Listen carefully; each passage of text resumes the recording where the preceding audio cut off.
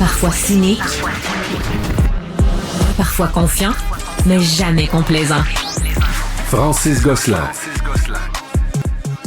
Le 1er juillet arrive à grands pas. On en a parlé une bonne partie de l'émission hier. Il y a environ 2000 ménages qui n'ont toujours pas réussi à se trouver un logement, le 1990 à l'échelle de la province. La grande majorité d'entre eux sont évidemment dans la métropole à Montréal. Et quelles solutions existent pour ces gens-là? J'en parle avec Soraya Martinez-Ferrada, qui est candidate à la mairie de la métropole et chef d'Ensemble Montréal. Bonjour, Madame Ferrada. Bonjour. Merci d'être avec nous. Bon, dites-moi, il y a des élections municipales qui arrivent. Vous êtes donc candidat en liste là, pour ce poste important dans la plus grande ville du Québec. Si vous êtes élu le 2 novembre prochain, quelle serait la première action que vous poseriez justement pour éviter que cette situation se reproduise à nouveau le 1er juillet 2026? Bien, écoutez, la première chose que Ensemble Montréal avait déjà proposé une motion en 2022, qui était une solution de dire, on peut-tu créer une banque de logements et collaborer avec des organismes qui pourraient gérer cette banque de logements pour s'assurer que les gens rendus le 1er juillet, on ait des logements à offrir de transition au lieu de payer, par exemple, des hôtels ou des chambres d'hôtel qui c'est pas adéquat quand on veut loger une famille. Donc, c'est sûr que d'avoir un type de banque comme celui-là, ça serait quelque chose à mettre sur pied assez rapidement. Donc, c'est sûr que pour moi, dans les premiers 100 jours de mon administration, c'est une des choses que je veux mettre de l'avant, c'est de s'assurer que non seulement on se donne plus de moyens pour offrir du logement de transition à des familles qui perdent leur logement le 1er juillet. Mais je veux aussi m'assurer qu'on met sur pied un changement de culture à la Ville de Montréal. La Ville de Montréal a toujours été en soutien à des projets immobiliers de logement abordable et social et de hors marché. Moi, ce que je souhaiterais, c'est qu'il y ait un changement de culture à la Ville, qu'on se voit maintenant comme un développeur immobilier de logements sociaux abordables et hors marché. Et ça, c'est un paradigme très différent. Alors, c'est pas juste d'acheter des terrains, mais en fait, c'est d'utiliser l'équité foncière qu'on a à la ville pour devenir des vrais partenaires financiers dans la construction de logements, parce que c'est ça le nerf de la guerre. Il faut augmenter le nombre de logements et rapidement sur le territoire de la ville.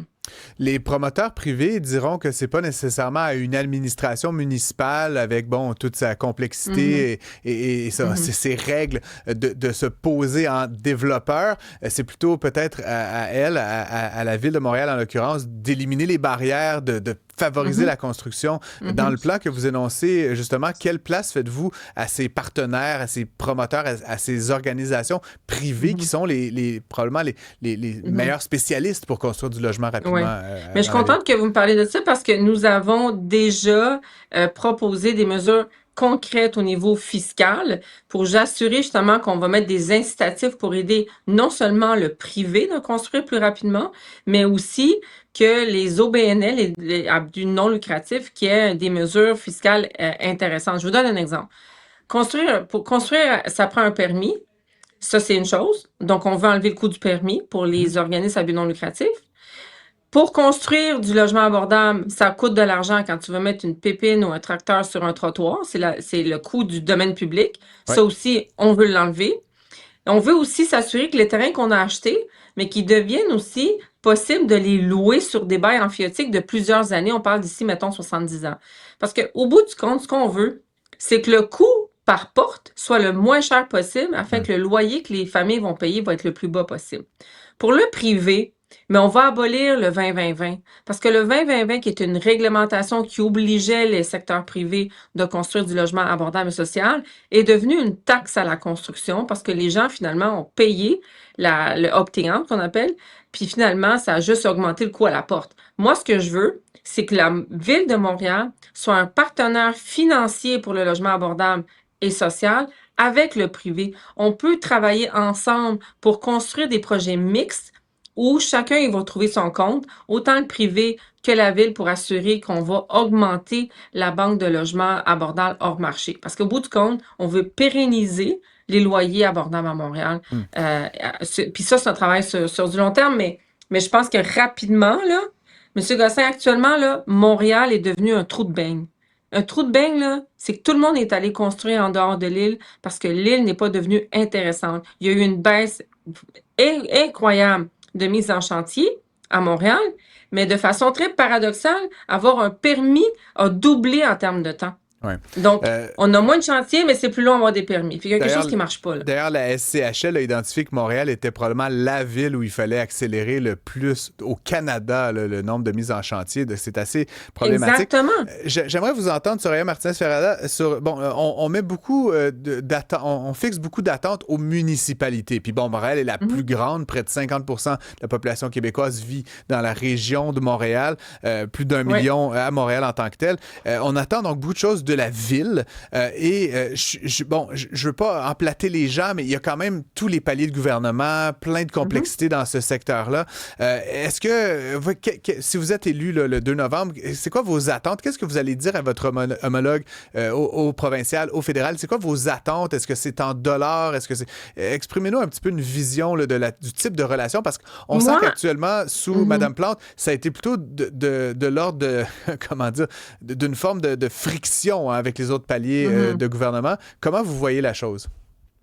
Moi, je vois de leadership beaucoup plus collaboratif. Ça veut dire collaboratif avec qui? Avec les organismes à but non lucratif, avec le privé, avec les deux ordres de paliers de gouvernement. Mais pour ça, il faut que moi, Ville de Montréal, je me prenne une attitude d'effort de guerre. Hein? On est vraiment dans une situation où on doit nous-mêmes dire jusqu'à quel point je peux être autonome pour vraiment être un partenaire à armes égales avec autant Québec qu'avec le fédéral, pour pas qu'on soit en train de mendier Québec et fédéral, mais qu'on dise voici mon effort à moi par rapport à la lutte à l'itinérance, par rapport à la construction de logements abordables et sociaux, par rapport aussi à l'accès à la propriété. Il va falloir qu'on arrive avec des solutions pour que les gens puissent aussi acheter à Montréal. Montréal doit redevenir attractif. On doit être capable de retenir nos familles.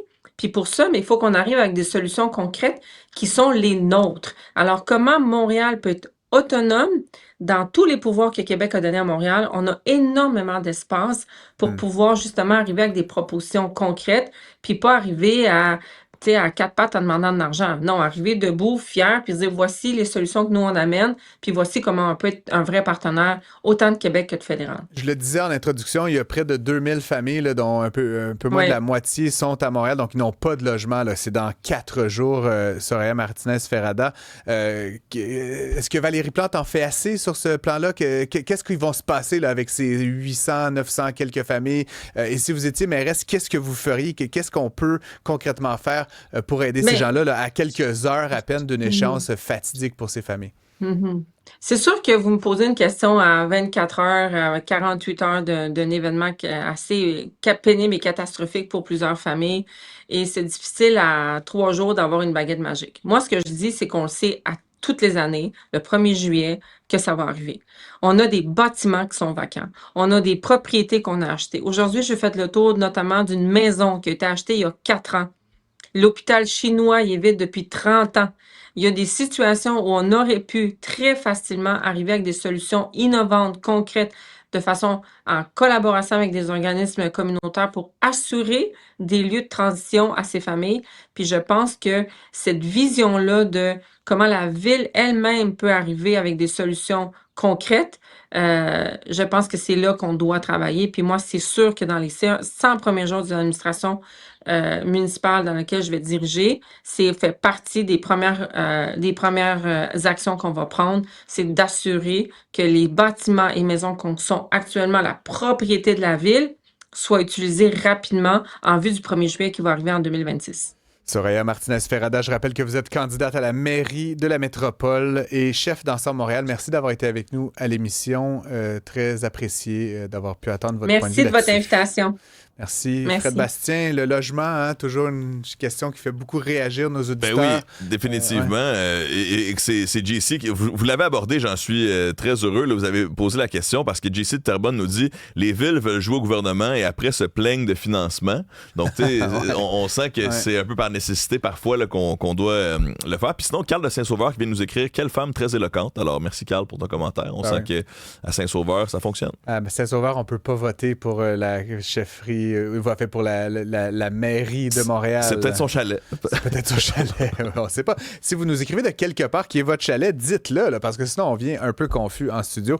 Évidemment, si vous voulez nous commenter la chose, vous n'hésitez pas à nous écrire au 1-877-827-2346 ou sinon, vous pouvez évidemment passer par le site web cube.ca pour revoir les segments puis commenter. Ça nous fait toujours plaisir de vous lire.